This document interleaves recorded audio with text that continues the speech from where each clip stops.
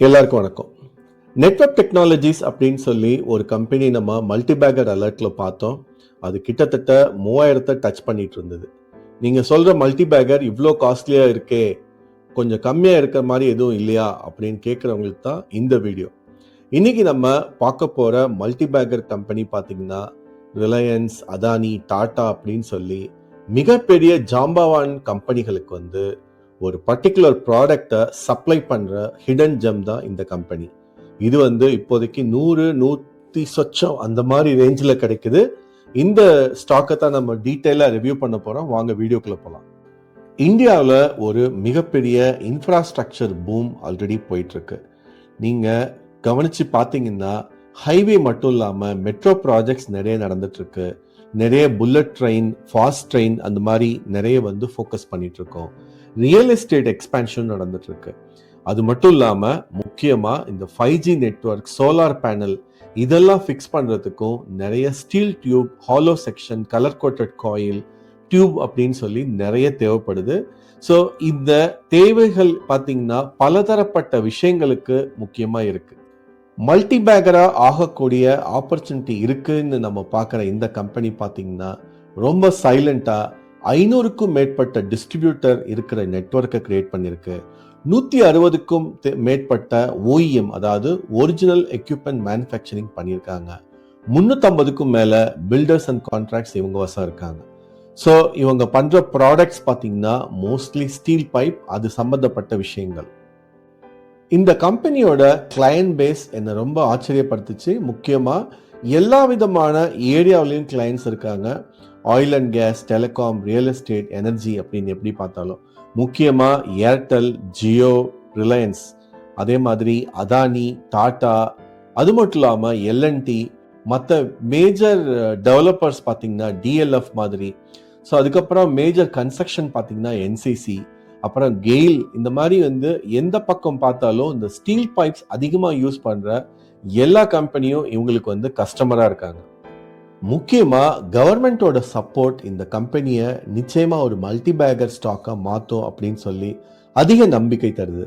So இவங்க ப்ராஜெக்ட்ஸ்லாம் பார்த்தீங்கன்னா Surat diamond force, Narendra Modi stadium, high speed bullet train, Jal Jeevan mission.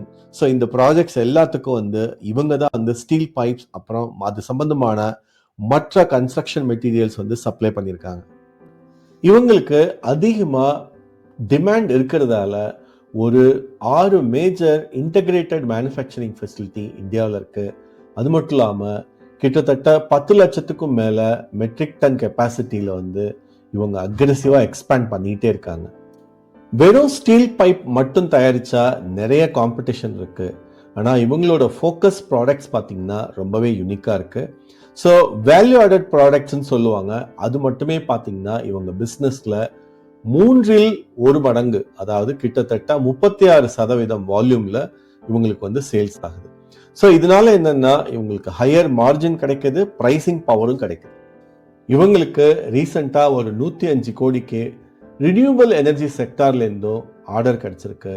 அதே சமயத்துல ஒரு 13.5 மெகாவாட் கெப்பாசிட்டி இருக்கிற மாதிரி சோலார் பவர் கெப்பாசிட்டியும் இவங்க இன்ஸ்டால் பண்றாங்க. இதனால இவங்களோட காஸ்டும் கம்மியாகும்.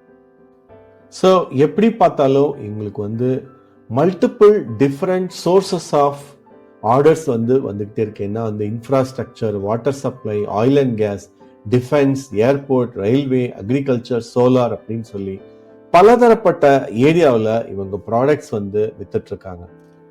என்னங்க நீங்க பாட்டுக்கு ஆர்டர் புக் சொல்றீங்க, இவ்வளோ விதமான ஸ்ட்ராங் ஃபண்டமெண்டல்ஸ் அண்ட் சப்போர்ட் சொல்றீங்க, என்ன கம்பெனிங்க அப்படின்னு சொல்லி நீங்க கேட்டீங்கன்னா மல்டிபேக்கர் வாய்ப்புள்ள அந்த கம்பெனி பேரு ஹைடெக் பைப்ஸ்.